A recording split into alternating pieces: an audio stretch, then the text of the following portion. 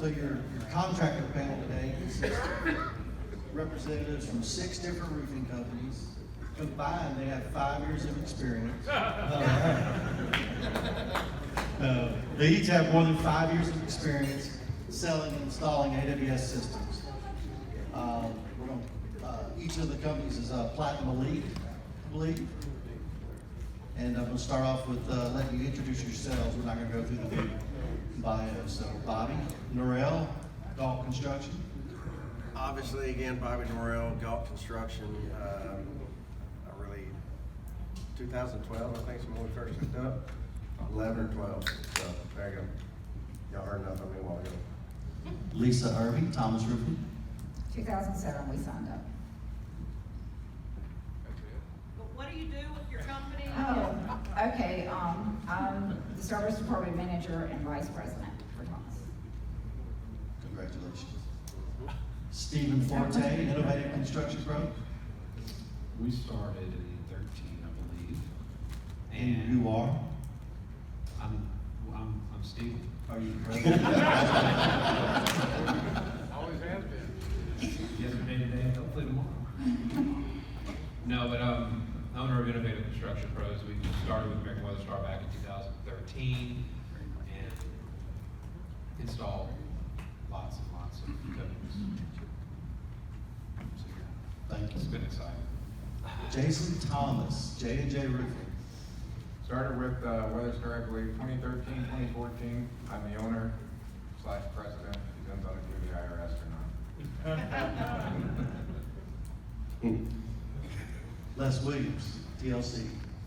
Yeah, I think we started around 2014, somewhere around there, and we started with Conklin doing all acrylics, and it was a wonderful day when I realized we could work in December and January with American Weather Star solid base coating, and it's been a great run. Thank you. I have trouble with your name. Merv Fisher, Is there a reason? Capital Coatings. For good reason. Always laugh. I'm the CEO and president of Capital Coatings. We provide services from roof to floor, installing fluidified membranes, anything that's fluidified. Been with American Weather Star 2006. Is that right? I think. That's right. Brian, can you The confirm? youngest one, You're the youngest yeah. one, yeah. I meant to say also I work for my wife. She owns the company, so I'm just. I think there's somebody else on the panel that owns that title as well. All right, let's get moving. So, this first question goes out to Merv Fisher. If I'm new to commercial roofing, tell me 3 of the best ways to drum up business. Drum up business? You gonna drum it? Drum it. That's a good question. It's loaded. I'm gonna give you a loaded answer. I'm gonna take 4 best ways. Let's go with that first. This is what I do want you to remember if you leave here today. There is a process. When we talk about drumming, okay, it's not that easy out there, but there is a process, and if you follow the process, you will experience more closing. You want to remember this. There's a sales process, and you said, as far as drumming up business, there is a sales process, and it's building trust is number 1, guys. And you're going to hear this when I tell you why we use American Weather Star. But building trust is 40% of how you spend 40% of your time building trust, 30% of your time in identifying their needs. That's number 2. Number 3 is 20% presenting a solution, and number 4 is confirming and closing. All right. Now, when you're drumming up business, there's 4 phases that I'm going to give you. Write these down. It's going to be prospecting. That's where these guys are really good at. Project surveys and presenting solutions and closing. That's how you drum up business. I'm telling you, you follow those 4 phases in that category, you're going to experience a lot. We have used American Weather Star for prospecting.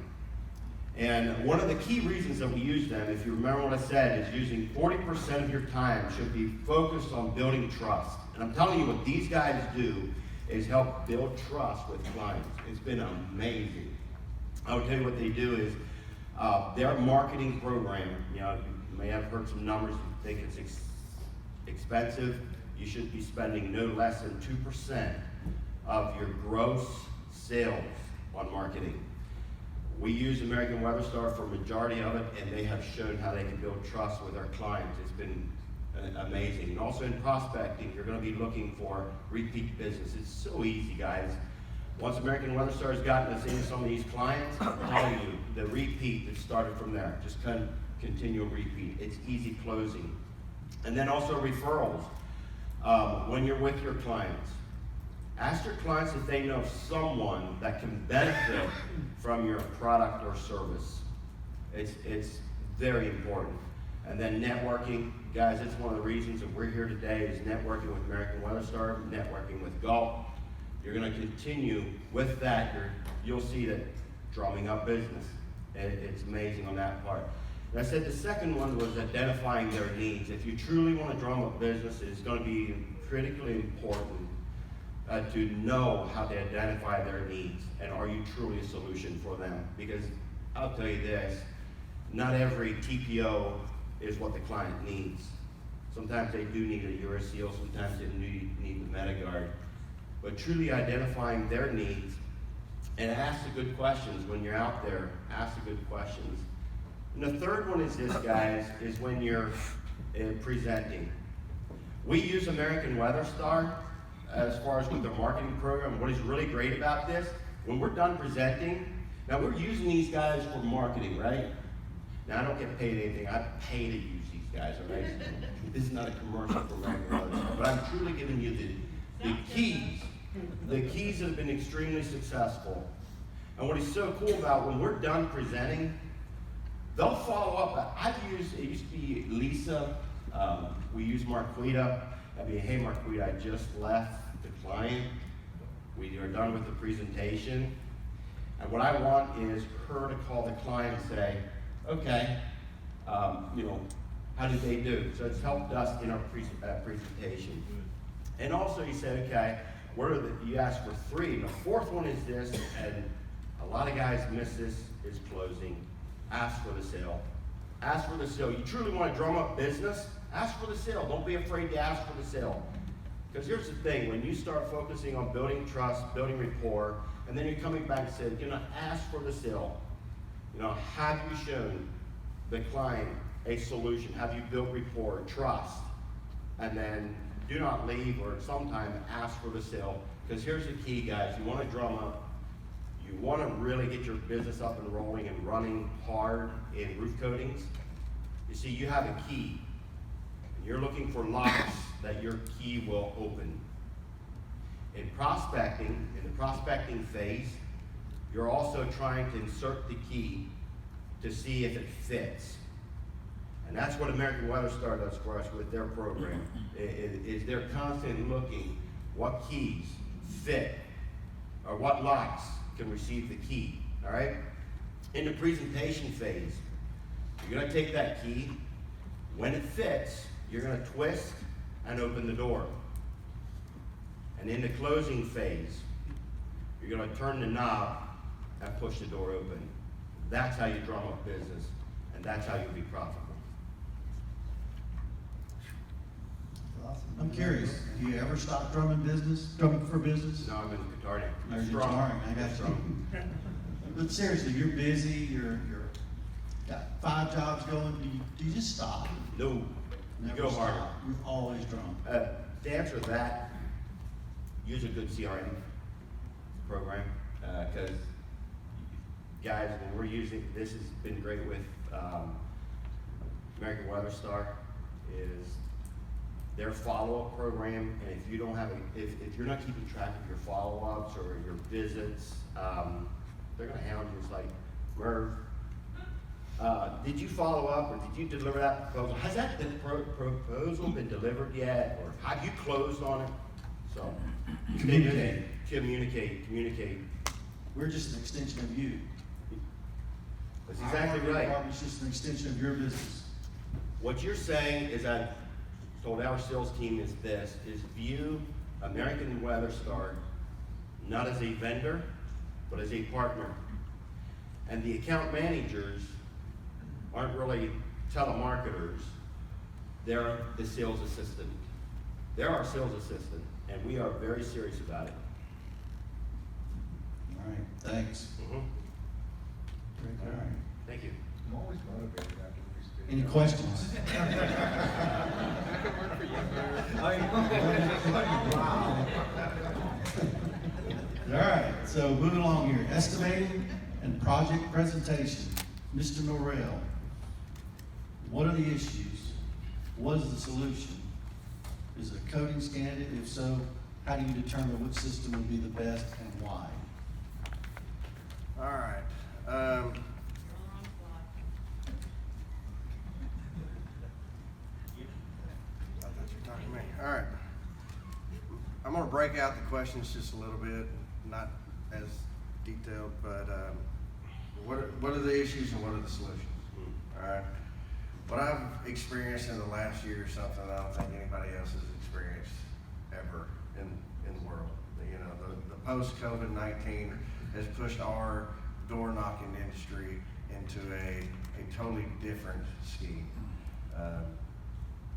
Maybe coming soon, it's gonna return back to where it was. I'm a big firm believer that Zoom and all this is here forever, all right? It's quicker, it's more to the point, people can kick you off and say they lost connection. Whoops, sorry. So, you know, basically most of my large corporations still have policies in place that we cannot step foot in the building yet. They do not allow calls, they don't allow sales pitches. So I've been able to do a couple lunches with people. The problem is with lunch is they're there for the food.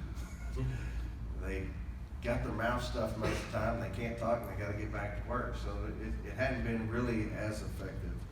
So far, Zoom's been one of my best. And we actually this year, this quarter, hired a new branding company that does branding and marketing together. And because, I mean, the reason people are coming to you is because you're a roofing specialist. I'm not a branding and marketing specialist. So we hired a company that is making our Zoom presentations or our online meetings or just proposals you send flashier, more informative, using the statistics they have of what works, what they're looking for. Now, do they want a long one, a big one, you know, type of industry and what you're going against. Government jobs usually want stacks of information where, you know, independent people are gonna look at something in 2 pages and decide whether they like you or not. So that's my suggestion on that one. Coatings candidate was another question. Deciding whether it's a coatings candidate is really an experience-based call. Metal roof, to me, a metal roof is more likely you can go out and give a go, no-go question on. A flat roof, my suggestion is go back, look over Rick Napper's handout he gave you, invest in one or multiple of the tools that's in there, deck scanner, Tremex, infrared, something, and do your homework on it and ask for help. And then finally, do I give a good, better, was that in yours or? Good, better, best. All right. That's the next. Go ahead. I haven't got there yet. Well, how do you determine which system would be best? System would be best. In my proposals, what I do is I give them multiple options. What I think is gonna be the good, what I think is gonna be the best, and what I think is, I always like to hit them. Anytime I'm proposing a coating, I always throw in the cost of a new roof. You know, here's the price of the coating, here's the price of the Metal Plus, and then here's how much to replace your roof. And usually you get a sticker shock when they see, because, you know, people don't replace roofs every couple of years. They replace them 20, 30 years in. And when they see how much a roof costs these days, a new one, you can go, well, you know, if we do an evaluation of your roof and it is a candidate, then obviously we can come in and coat it and restore your roof and get you an extendable warranty after that. So, I mean, that helps. Kind of segued into what I was gonna ask. What about warranty options, maintenance? Same thing, in my proposals, I actually give them, you know, here's a 10-year, here's a 12-year, here's a 15. I really don't hit the maintenance up front a lot. I touch base on it, but I kind of want now than before, but nowadays I find that if I send my guys back in, usually it's a segue into, hey, how are we doing? Is this good? By the way, here's your maintenance, here's how we can extend it, and then, oh, by the way, do you have another building I can go look at? So your guy's not going in there, not just to present the maintenance, he's going to look and do, like Merv said, and find that next one. Any questions? Crickets. All right. Everybody's ready for beer and barbecue. All right, moving to you, Jason.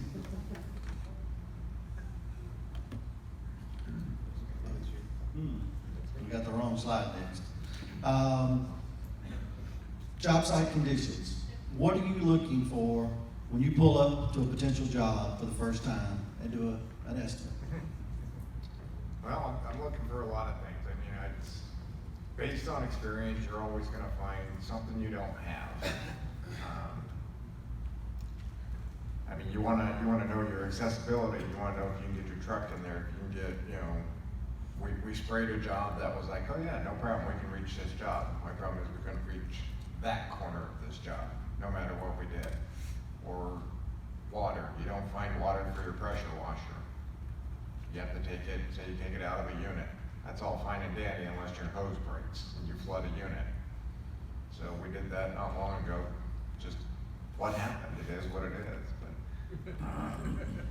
you know, I mean, you want to know that going in, because if that, I mean, that could have been prevented had we looked for that going in, knowing that there wasn't water. We'd have to pull it out of a unit, you know. We could have prepared differently for it as opposed to just going, well, we're here, we got a power wash, we're going into this unit. You know, so I mean, it's just knowing what's around, what's there, what's not there. I think everybody probably has a story about, you know, either not having water, not having access, or, you know, get to a job thinking you have roof access and you don't. You know, it's hard to get on a roof if you don't have roof access and no ladder. So, I mean, I look for everything I'm gonna need. And if you know that going in, you can, you know, you can either quote appropriately or, you know, plan appropriately to have what you need when you get there, because it's no fun to go back twice to do the same thing, just because somebody didn't look and see what's there. What about employees parking around the building? Well, I have a lot of tow truck friends. Yeah, but do you schedule that in advance? Let them Yeah. know. Yeah, typically we'll have, a lot of building owners will, you know, make sure that, A, if they can, they're, you know, nobody's parked there. I mean, we do a lot of apartment complexes, and it's pretty well, you know, the residents are informed that we're gonna be there, not to park next to the building. Everybody parks next to the building, no matter what. So it's, you know, hopefully you have good management companies that will, you know, make it happen, or, you know, have them towed. I mean, we've had buildings where we've had to, you know, cover every car, just because there's nothing we can do about it, you know. So, no good tow truck guy. What about staging material and loading the roof? Well, I mean, we do, most of ours is, you know, we load everything with forklifts, you know, telehandlers, depending on, you know, I think we did a 7-story building that we had to carry, you know, every bucket up an elevator, but, I mean, that's all stuff that you know, when you go out there, you look, I mean, you should know, I mean, but not, you know, not every sales guy has, you know, applied this stuff and they don't think about it, you know, so if you gotta put 100 buckets onto a roof, your installers aren't gonna like it if they're, you know, doing it all by hand, so. We did one not long ago, we had to carry it in the building, up the hatch, or up the ladder, through the hatch onto the roof, just because we couldn't get access to the building. And that one wasn't on me, so. I do a lot of work for other people, so it wasn't my fault. Never. That's that slash in my name. So the guy that quoted the job missed something, Yep, exactly. you told me the It name. was downtown Chicago, and if anybody's been to Chicago, you don't get equipment into downtown Chicago very easily. Same with New Orleans. Yep, exactly. And Chris will tell you how fun it was carrying those buckets up the ladder onto the roof, through the Walgreens, up the ladder onto the roof. Thank you, sir. Any questions? Les, we're gonna move to you, and I guess I kinda, Jason answered some of this, but I'll get a little specific. What are the main things to remember when scheduling everything on site? Yeah, it is kind of similar to what we've been talking here, but the big issue, and you know, you've done all this job to sell a job, all this work to sell a job, and you finally get there when you're ready to perform. Details, details, details. I mean, the devil's in the details in that. Nothing more frustrating than the guys that get there and have nothing, have one thing they don't need that's just shut the whole thing down. So, and for me, I've got to pretty much walk through the whole job in my mind and kind of just think about how everything's going to go. Make sure that not only is there a place to have a pressure washer, but we typically will use 2 pressure washers, one with a scrubber and one to rinse and some blowers to get everything off the roof. Is it an EPDM? If it is, you're going to have black water. Where's that black water going? Is it going to go in a place where you're going to have to collect it and run it across the park lot into the drains? There's just so many details. You got to think through everything, and then put your material list and your equipment list together and make sure you got all of that ready to go. Caleb, my son, is really big on making sure the trucks are equipped with everything you might conceivably need, even preparing for the unexpected. You're washing a metal roof, you got a hole in the metal, you're doing the roof, but there's a split and you really need some metal to replace or to fix and reinforce, whatever. Just, you know what I'm saying, you're in the business, just make sure you think through all those details and walk through the whole thing. Staging, connect with, we usually have a pre-construction meeting if we can, at least with somebody, if it's not a whole committee or panel, at least you're having a walkthrough with somebody to say, we're gonna take these parking spots and we're not gonna have them for a week or 2 weeks or whatever, and just try to make sure they're aware of everything that's going on, which leads to the next thing, communication. Communicate. My wife tells me I over-communicate. And I don't know that you can over-communicate in the construction business because there's so many little details that could be lost and you could just miss something really important. And then, I think for me, I guess I have to say that a lot of times I'm thinking about and mulling about a job. I'll go to bed that night and God will bring something to my mind. Hey, you better think about that. And seriously, we're going over we're going back to a roof that we started a year ago. So we've got urethane base coat down. That's all they wanted to do, just a temporary patch for now. Well, do we just go right back over there with silicone, or what do we do? No, we're gonna have to do something to reactivate that or prime that so we get adhesion. And I hadn't really thought about that. But as I'm sleeping, I'm thinking, oh yeah, I really need to do something about that. Thanks, God.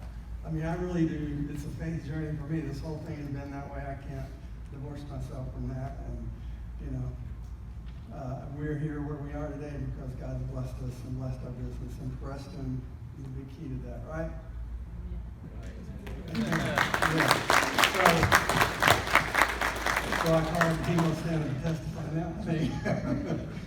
Yeah, you got So I called the guy yesterday morning and said, hey, by the way, we're going to have to put some primer in there. We've got to prime or go urethane over that. Make sure that we get good adhesion when the silicone is going to get back over that. So it's just details, communication, and yes, don't just assume because you've made the order that's going to show up in 2 days from American Weather Star. You got to make the call. You call the trucking company. Make sure they have your number. They can call you, and then you call again and say, "Can I talk to the driver?" I mean, wear them out, making sure you know when it's going to come. I don't always have the time to do that, but when I do, it makes things go so much smoother because you get the guys there, and you're paying them wages, and the product is there, and they have everything they need. And it's smooth, everybody knows what's happening, and you've got a satisfied customer, and you're ready to do another job for them. So I think I've answered. Yeah, so speaking of material and Yeah. getting the job on time, you receive that material, or do you just unload the truck and throw it over in the container? Do you actually receive that material? It depends on the job. Big enough job, well, it'll come to the job site. We make sure we have their guys there with a lift or loader to unload it, put it on the roof, or put it wherever we need it. Smaller jobs, we go to the truck line and we'll unload it if they'll let us. The other day, after all the ice storms or whatever, they were shut down. They wouldn't even let us go pick up product at the terminal. We had product at the truck terminal for a week before they could ever get it out to us, but they wouldn't let us come in and get it. And that was American Weather Star shipment, but, you know. And we are so at their mercy. Yeah, but most of the time, American Weather Star we did it in 2 days, and we love that. And by the way, if you're wondering whether this is the company to be involved in, it definitely is. They will do everything they can to help you, and it's been a great partnership. Thank you. Yeah. We feel the same way. I'll touch on that for you guys, because when we introduced ourselves, I said that I'm here to see all my friends. Literally, I mean, these guys are friends, they're family. I mean, I have no problem calling Bobby if I'm doing something down in Dallas. You know, if they're doing something in Colorado, they'll call me, you know, and they have one in New Mexico they called me about. I mean, it's just, I think it's all just a big family. I mean, and I think any one of us would call anybody. I mean, it's just what we do. I mean, you know, I don't know, they're not my competitors, they are, you know, if we're in the same area, but they're not. You know, I mean, we're all here, I think, to help each other. And that's, you know, that's why I introduced, you know, I'm here to see my family, or, you know, my friends, because that's what they all are. They're all friends, you know, and it's, you know, not just these guys, but, you know, all the account reps, and I mean, it's kind of like a big family to me. So, I mean, Share best business practices yeah, for sure. Yeah. exactly. I think that this is my 10th time here, so it's, you know, not gonna say I don't learn something every time, but, you know, I think I know a lot of it, but it's still just to be around everybody that you know, and that just, you know, inadvertently you spend a lot of time with, or, you know, a lot of time dealing with each other, so. Right. One last thing, and I'll let you go, Les. What about weather? You keep an eye on the weather? Yes, yeah, Is that important? yeah, if you're in the roof coating business, you're also a 5 times weatherman, because you gotta know. And, yeah, and, we make calls at 5 o'clock in the morning sometimes to decide whether we're gonna go or not. So the guys are on standby, and we think if we're washing, it's a great day if it's a little moisture, because you go out and wash. And as long as you're gonna get back onto the roof before, you know, dirt gets back on it, then, you know, we can wash on those rainy days. But yeah, we're always watching to make sure. But American Weather Star, the urethane and silicones have made that not as big an issue. So we can really do a lot of work with them in the moist weather. Thank you. Any questions? Got one? I'm just curious how you gentlemen and ladies that respond to when you have a customer that when you're going to wash their roof to prepare their roof for a coating system, how do you respond to the customer saying something like, well, my roof is going to leak, what about the damage that's going to cause? Oh, you have a caveat in your quote about it, your proposal. Yeah, that's the first line item under my qualifications. We're not responsible for any damage due to pressure washing. No water retention Right. included in that. And there I may- bought an MRI machine. That was it. Yeah, and we say when we wash the roof, there may be some leaks, they'll be minimal, but, you know, we have to get the roof clean. A lot of times we'll go ahead of time and if there's some big gaps, we'll try to seal them up before we wash it, but you gotta wash it. Thanks. Was there another one? There's one over here. It's just a question for you guys as contractors. Did y'all all already have experience in the roofing industry of some sort before you got involved with the American Weather Star? Yes. Yes. Yeah. 30 years. I've been with Thomas for 30 years, and we didn't start installing really probably till about 2010. We got involved in 2007. Brian kept knocking on the door, and we said, we're not gonna paint roofs, we're not gonna paint roofs. Where's Brian? We love that. We're not gonna paint roofs, and then finally the opportunity came to do a project, and we installed a Uracil system. We were sold after that, and we've been doing it ever since.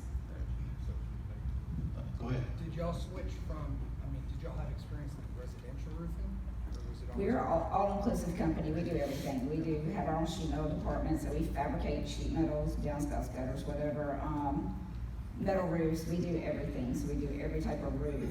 And we are actually a roofing contractor that installs coatings versus a coating contractor. We don't sell ourselves necessarily as a coating contractor, not that there's anything wrong with it. But our idea is we go in and we look at your roof. We're gonna bring your roof up to a coating standard, so if it's starting to degenerate, we're gonna bring it to where it can be coated and then give you a good system. And for the most part, I don't even quote hardly a 12-year system anymore, I go 15 or 20. I'm gonna push my customer for a better system, because we do, like, we give them a competitive quote on a TPO or a recover or a re-roof. So for that, all that being said, they see that number and they're like, I can get a 20-year warranty for a third of the price, let's go for it. It's an easy sell. We actually started our company as a coatings company. So got started with Concon Company, you know, it was multiple level company. A lot of guys started with Concon. I'm sorry to mention another name here, but anyway, you know, we grew up from there, I guess I could say. So I wasn't supposed to do that, was I? I'm sorry. Anyway, with that one, we were strictly coating, and but I had construction and roofing background, so we added and made sure we expanded to do all of those. But you know, We were, sorry. you can start as just a coating company. Yeah, we were actually residential shingles up until 2013. We kind of got into the commercial side, and once we started coatings, I think, small ones in 2013, I think 2014. Since then, I believe we've done probably close to 1 million squares. Did you go back to some of your original residential customers that you knew might have possibly owned commercial buildings and kind of worked your target market Yep, for those definitely. people first? Definitely, it's one of the residential houses that I did. The guy's actually a maintenance director for a property management company, and we've done lots and lots of work for him, lots of But buildings. you'd already. Yeah, I already got a reputation. He knew me. Yeah. So, and then, I mean, I do work for other roofing companies that, you know, I mean, one of the main ones I do, I mean, he worked for me and went out on his own, and now he has those relationships, and he's not gonna go do the coatings, you know, but I do them for him. And, you know, I mean, Weatherstar knows more of how much I've done, but I'm pretty sure it's over 1 million squares in coatings. You know, we started off as a residential contractor as well, and then when we decided to move into the space of commercial, it was actually the big bad wolf for years. I mean, it wasn't until I met Bobby in 2012 at the Peabody Hotel in Orlando at the IRE, and we're sitting there, and he gives me this interesting thing. And we had done 800 roofs that year. That was what we had done, was hailstorms in Alabama, which happened, but not as often as you would think. And he goes, how much money did you do, of course? And I told him, and he goes, well, you did 800 roofs. I said, yeah. He goes, well, would you rather do that same amount of money and have a tenth of the clients to have to go collect from, worry about leaks from, and all that kind of stuff? I'm like, well, that makes sense. But it's scary, you know?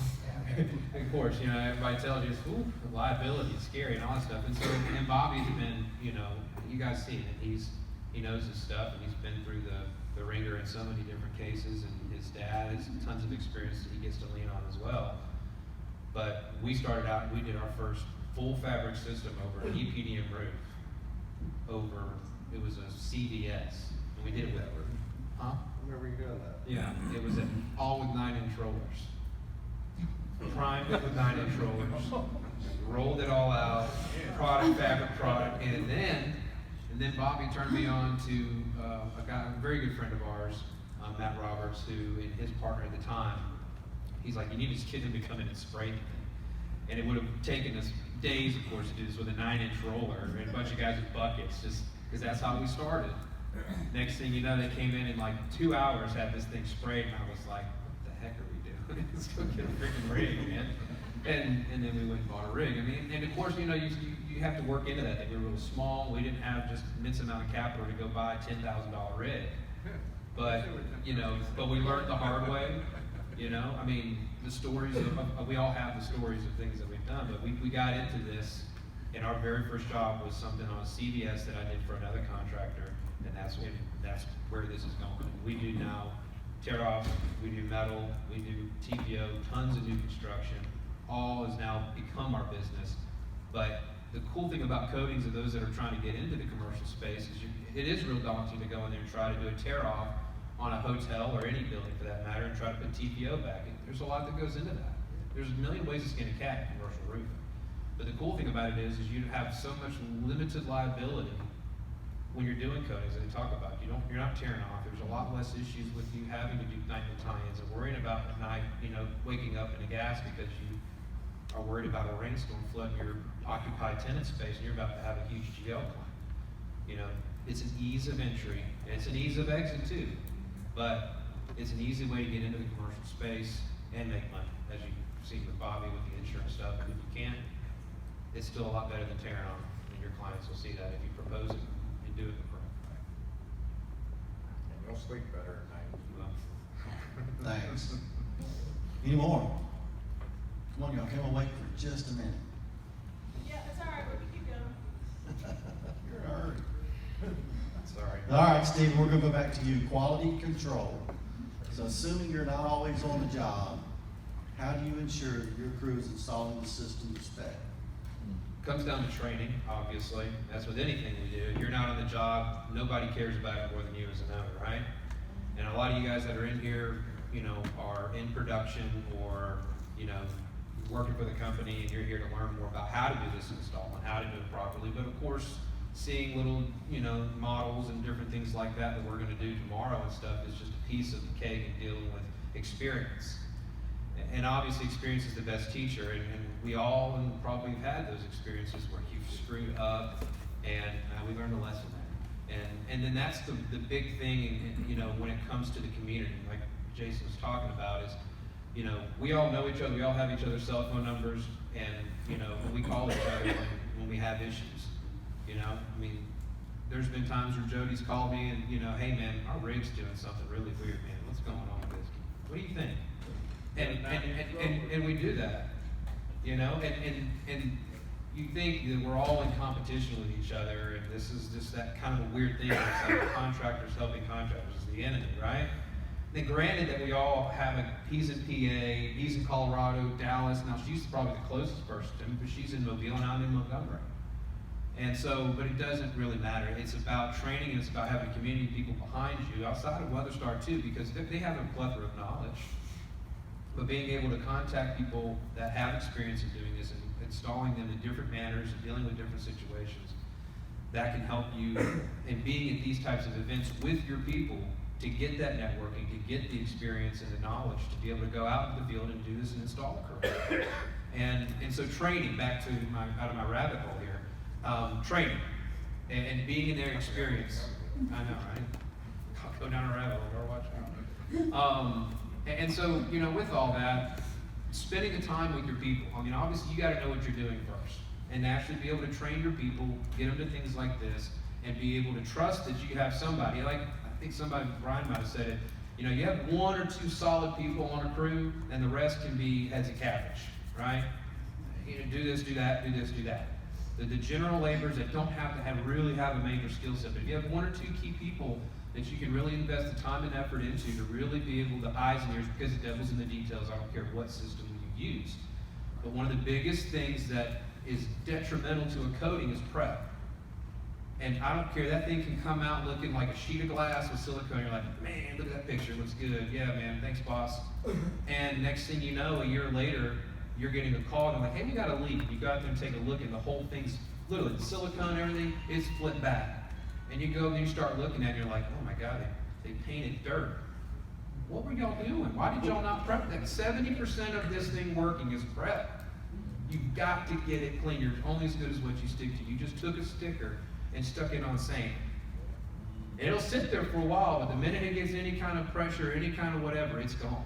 And that's what happens. So pressure washing, getting your details right, waterproofing it properly around details, penetrations, and transitions. The coating itself is really more of an aesthetic. Let's be really honest. The waterproofing comes from prep and the detail. And so getting those people with quality control, this thing right here will save your life with Rick. when you're doing anything with, I don't care if it's a single ply you're doing, and there's certain ways, I mean, metal's real easy, you just stick it on there and you check it, but I've seen guys, and I've had to tell them, hey, train them, when you're on there doing a modified roof or EPDM, you can push down pretty hard with this, oh yeah, we really got it now, I mean, we're at 80 mils. No, buddy, you know, you just put it in there, you do it 3 times in a 1 square foot area, and get yourself an average, wipe it, see where you're at, and that's your gauge. I mean, you wipe it on your glove, you wipe it on your face, I don't care what you do, but find out where you're at, you know? And that's, I mean, this is so simple of a quality control measure that it's so simple you can teach anybody. My back rollers, that's what they do. The guy that's using the super spreader, we'll talk more about tomorrow, that's his focus is to get the stuff on there, get it down, get where he's, and the back rollers all have this, and every few minutes they're checking. And they're yelling, hey man, you need to slow down a little bit. Hey, you need to pick it up. We're running like 36 mils, bro. And they pick up the speed a little bit. Naturally, when you're doing these things, again, we'll talk about tomorrow, you fill that big super spreader up with, 10 gallons of stuff. It's gonna come out faster than when it has 1 gallon towards the end. And so that guy's got to know and be taught and have experience in being able to speed up and slow down based on his application rate. And then of course your back rollers, having this and double checking to make sure. When you're spraying a roof, when you first start out, you spray a couple panels. I don't care how many times you've done it. I do the same thing. I'll spray a couple panels and I'll check myself. Make sure that I'm on the right speed with the right pace and the right everything. And then I have my back rollers, not my back rollers on metal, but my hose guy, because I have a hose guy up there doing it if I'm spraying it. But these are the things that it goes into is trusting your guys, training them properly, getting them the experience they need. And by golly, if it means that you're like, man, I don't really have a whole lot going on in the coatings thing, call a contractor. There's a network of contractors in here. If you want to come out to one of my jobs or Lisa's jobs and just watch and ask questions, we have no problem doing that. And I mean, it sounds so weird and taboo because we don't want their, oh, we'll go to your job? No, yeah, come to my job. I don't mind you coming out and taking a look and asking questions. I think it's for the benefit of the group and the crowd. And we're also benefiting American Weather Star for training, helping you train. Absolutely. And then it helps you be able to go do what you need to do to get yourself up on the level of approved and then platinum elite. I can't tell you how many times that American Weather Star has been able to willing to do certain things for us. Let's just go in the theories of like warranties and stuff. When they know that you get 10 out of 10s every single time, and they know Rick is just a formality, then, hey, how many times have you gotten to the end of the job and they won't give you your final check until you get a warranty? Oh, I need that, I need my cert. Okay. Rick's 3 months out. Rick's 3 months out. And unless you're probably a platinum elite and you've got a heck of a relationship, and this is what, tell me a Firestone, Geico, GAF, or any of the people will be willing to help you out with possibly getting you a warranty, at least in your hand, to be able to do something. I know I probably shouldn't say that, but it's happening. But at the end of the day, that's the kind of company that you're doing. I know we've all, it's like, oh, this is just a commercial. We're all talking about how great American Weather Star is. Well, this is the thing is that they are a homegrown, hometown company. They're not just some corporate Firestone up here saying, oh, well, sorry.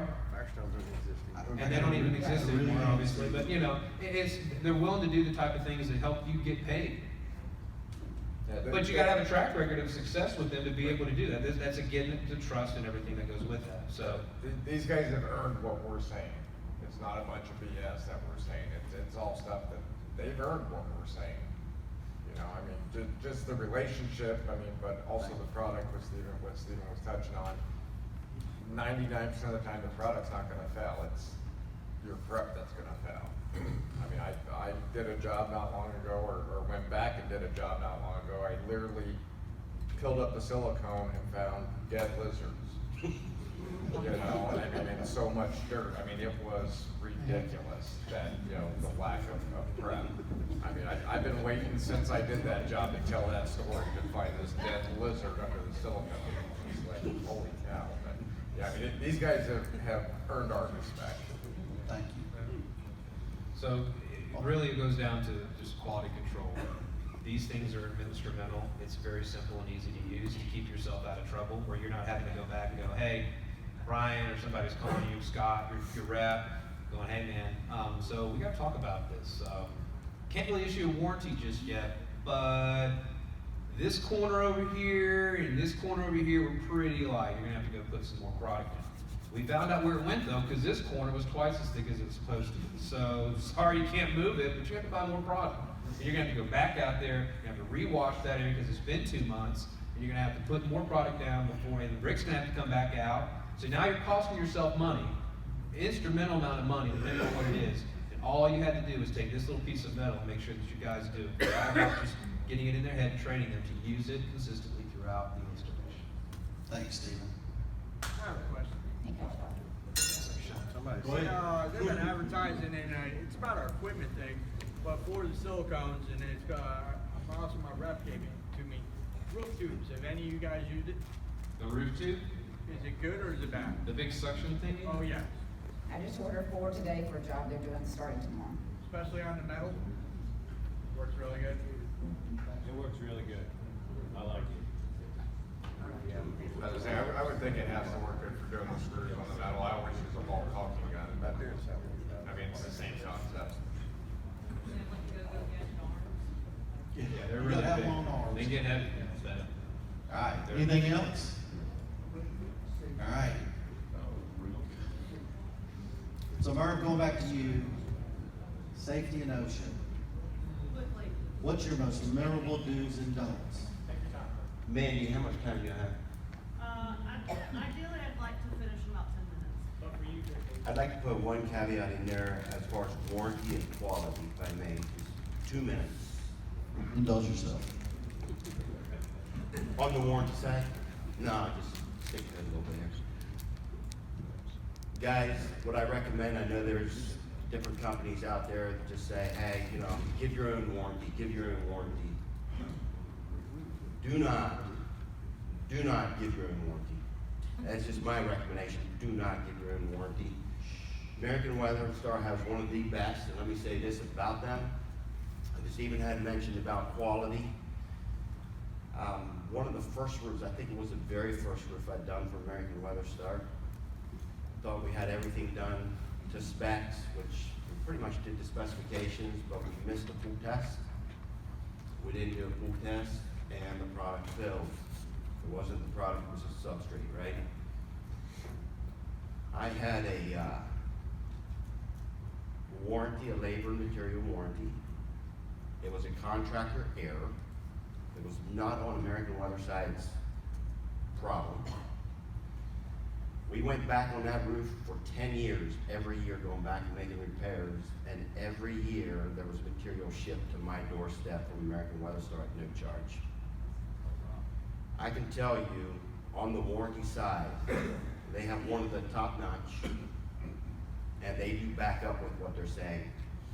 And I would encourage each one of you guys, you know, do take a good look at the warranty documents in comparison to some others. But I will say this, it wasn't just the warranty that was controlling their actions. They knew that we had done our best, but at the same time, homegrown, what'd you say, homegrown? Homegrown company was willing to provide material at no cost, 10 years in a row, to repair a roof. No cost to us, even though it wasn't American Weather Star's problem. I'll accept that comment for Tom. Who's that again? That's acceptable. All right. Continue. What do I have now, 2 more minutes? 2 more minutes. OSHA, what was the question? OSHA. Safety. Oh, I got safety. Oh, I can Most think, memorable when you think of do's and OSHA, don'ts. when you think of safety, it's OSHA, right? That's the first thing, and it's okay. The word OSHA, really, in most of our minds, or when we say it's like a negative deal, right?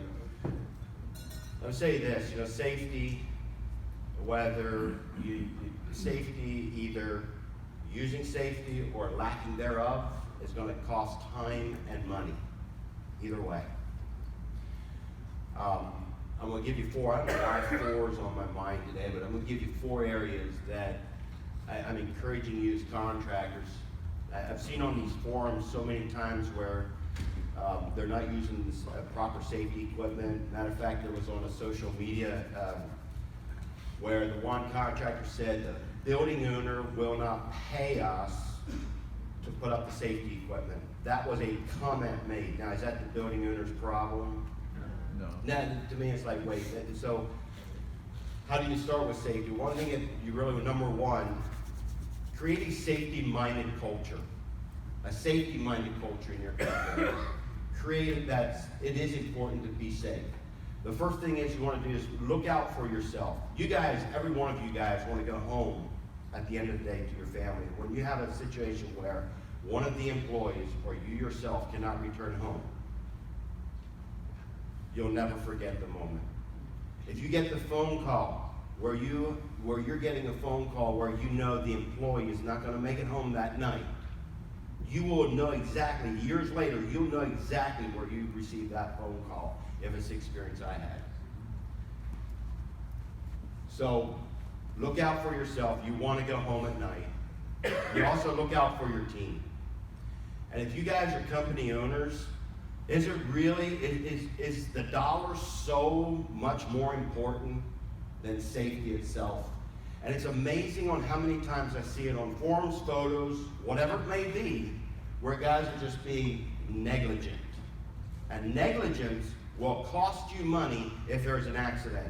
So take the time to spend the money to create the safety-minded culture, do the training, and then the second one is do safety training. Do safety training. What we have is we do an online portal. So we use Click Safety. It's very easy, very nice. You can track everyone. You can send it to them. They can log on to it. And they can do their 10 hours, 30 hours OSHA. They can do lift training. There's all kinds of training that's there for them. So I encourage you guys, use an online portal. Also safety certifications. It's amazing how many times you go out on a job and it's like, well, do you have the certifications to run the man lift or the material handler? And yet it's not that expensive getting the guys trained for that. It really isn't. So it's either going to cost you up front less money to get them trained, or if you get caught on the job or if there's an accident, it gets very, very expensive and very fast. Toolbox talks. Don't forget toolbox talks. If you're at a certain level in your company, you guys already know if you're 10 and above, there's certain requirements by OSHA. Even if you're not required that by OSHA, I would encourage you guys to take a day or 10 minutes each week and just do a quick toolbox talk. It's 10 minutes. I mean, for us, it's 10 minutes. We document it, but it creates that culture, that safety-minded, and then monthly training programs. Just if there's something special that you can provide the guys, but do some safety training for your guys. So continue working or pushing forward to creating a safety-minded culture. The third thing is safety monitoring. We have several things that we use as far as safety monitoring. Vehicles. Our vehicles have trackers on them.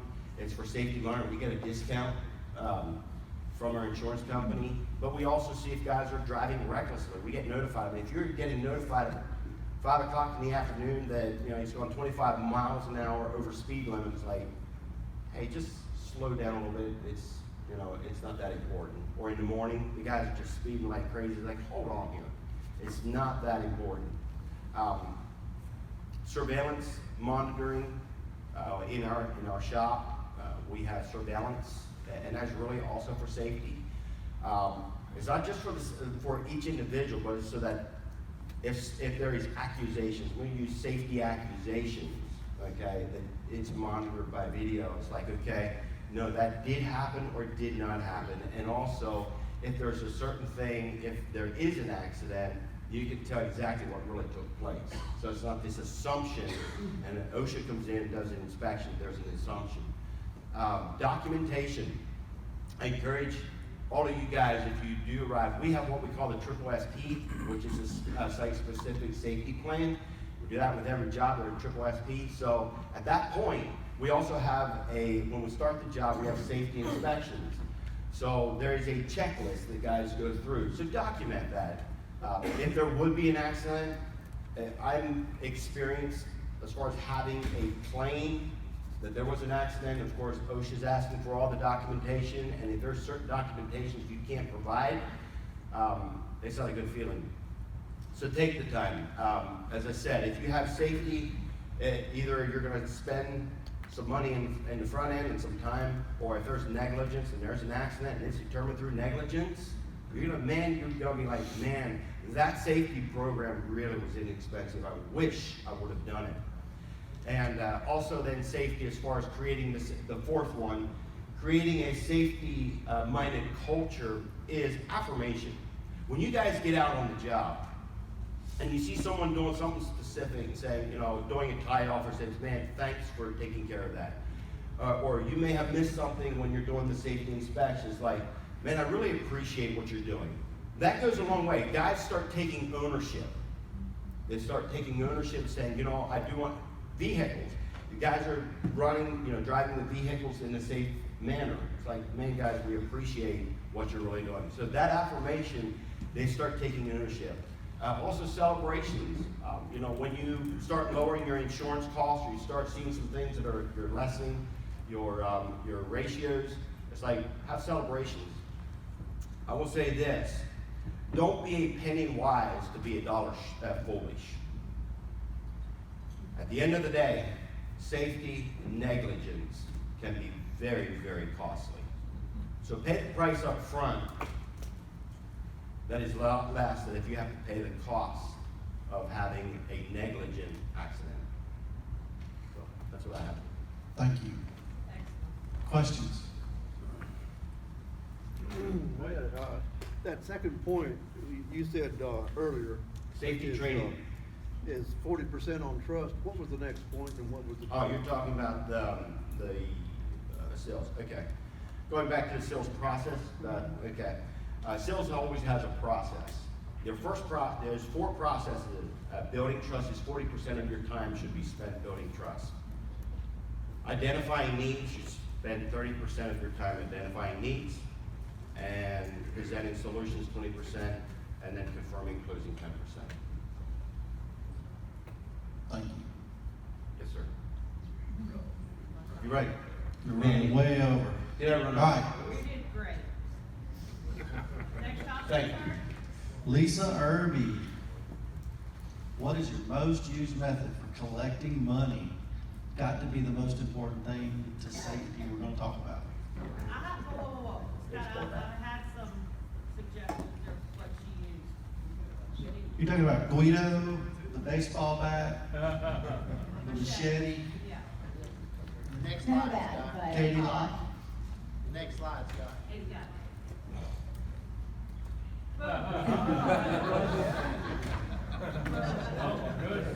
So, No, I don't get to that point. Truthfully, if an account gets to be 120 days, we instantly email and say, do not receive payment within 10 days, we're leaning your property. And it's been very, very, very effective. People do not like liens. They're very inexpensive to do. Fortunately for us, we typically have a really good relationship with the customers that we are, installing a system for or working for, but there's always a situation where somebody misappropriated their money and don't have it. So you start threatening with a lien, you usually get pretty good results on getting your payment, or at least they'll work out a payment plan with you for interest. So, and we do that quite often, do a payment plan with interest. And we don't require anything up front. So that's just not, I don't want anybody to pay me up front. I want to trust that you have the money at the end of the job and you're satisfied with the job. Brian, I see you creeping in up here. You got some comments? Yeah, Lisa mentioned the lien process. We want to help with the lien process. We have a subscription to a service that will help us. We'll know every state's laws, what's required to the lien. We can look it up quickly for you. Let us know how we can help. Talk about money with your customers. Don't make it awkward. Talk about money just as easily as you'll talk about what you're going to have for lunch. Don't call your customer and ask them, don't do pleasantries. Say, man, I need to pick up a check. Can I get a check today? Can I get a check tomorrow? Don't. And then you can talk about pleasantries. Don't let people see through that. Don't make it awkward. Get to the point. Get a signed contract too. Oh my gosh. There even soon that could be a problem. Legal piece of paper in hand. So even if it's like a smaller job for me because I run the service department, I at least make them sign off on the quote. that they have accepted the quote, and then that is actual legal documentation that they approved for the work to be performed. Also, another thing that we will do is we try to communicate upfront with them, you know, about payment, like you were saying, you know, talk about the money, and because we know not everybody has, you know, $100,000 just laying around in an account or whatever, so, you know, that's why we offer a payment option. Not every company can do that, but we're established enough where we can, so, that's worked for us successfully in the past, but they do pay us interest on the money, so. You said to me on the phone the other day, you make the assumption they're not signing the contract without the money. And that's a fair assumption. That's right. Don't assume that they should have, and if they don't, they should discuss it in advance. And if they don't, and you're frustrated, tell them you're frustrated. Don't be scared to collect your money. It's how you survive. Companies don't go out of business because they don't sell enough. Companies go out of business because they don't collect their money. Do you have a hand up? Lisa, do you also put in your proposal that the warranty is not in effect? Well, that's the next caveat, is in their warranty, like American Weather Star says, unless the job is completely paid for, the warranty is no longer void. I don't expect American Weather Star to call me if somebody has a warranty claim and say, hey, did they pay their bill? That's not their job. Their job is to provide me the product, provide the warranty for the building, and then I handle the business portion of it.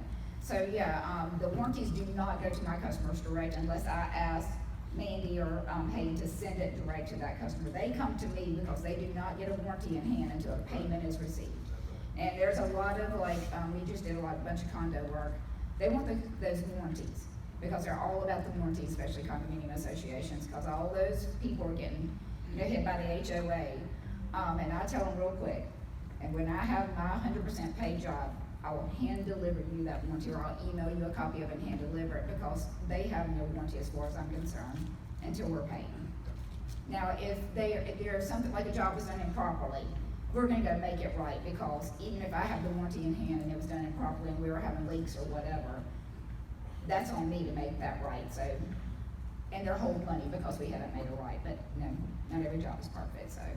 But yeah, I don't let them guys send a warranty out to anyone unless I've asked them to send it direct, because we were paid. Next slide. Let's see if I got more questions. Thank y'all. Got one more question? Do you also not collect money when you do a full re-roof?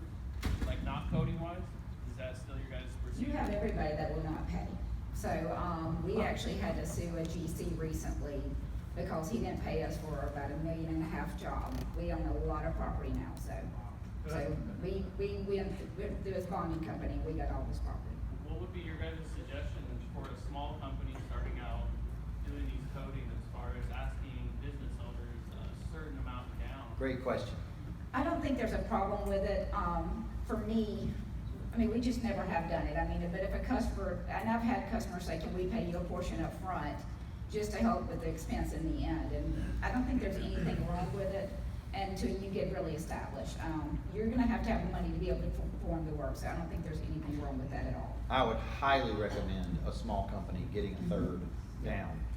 It covers your expense, it covers the startup, it covers, and what we ask as the material supplier is, we understand we live in a pay, our invoice says net 30 or net 60 or whatever it says. We understand that we typically live in a pay when get paid world. We want to be paid our material at the level of percentage that you're getting paid at least. So if you're getting a third down, a third in the middle, a third at the end, make the installment payments on your material as well. That's all we would ask. If you're talking about what, a 60-year-old company. If you're an established long-term company, you don't have that cash flow issue. Most our contractors that we work with, most of you guys probably in the room probably do have cash flow issues. So building a company, you're typically going to have cash flow issues until you're extremely well established. Sometimes, I mean, we just. Sure. Well, if somebody's fishing for $1 million, you're gonna have cash flow issues. I've been offered a deposit several times from one customer, and I turned it down once, but I will never turn money down again. Don't turn it down. I did once, but if they insist, I take it. I know one of our first big coating jobs that we did a joint check for the material. You know, so we could get the material, I think it was $70,000-some odd. You know, that was our. We do joint checks for large opportunity, your small customer, small contractor, You don't have a large credit line, we'll do a joint check program. We'll do a credit check on your customer, by the way. We do credit checks on every contractor we work with. But I find that contractors typically don't do background checks and credit checks on the companies you're working with. Go check them out. It's really easy to find a credit history of a company. They all have FEIN numbers. Find them out on D&B. How do they pay their bills? Do they have liens against them? You can find all this information if they're a substantial company. So, question? We assumed taking the money, deposit down for the job it was just making it more legal, more solid as far as the job goes. Is that incorrect? In the state of Louisiana, if you do not collect the money, anything has been exchanged, that contract that you have. There's three parts to contract law: an offer, acceptance, and consideration. Consideration is that Money.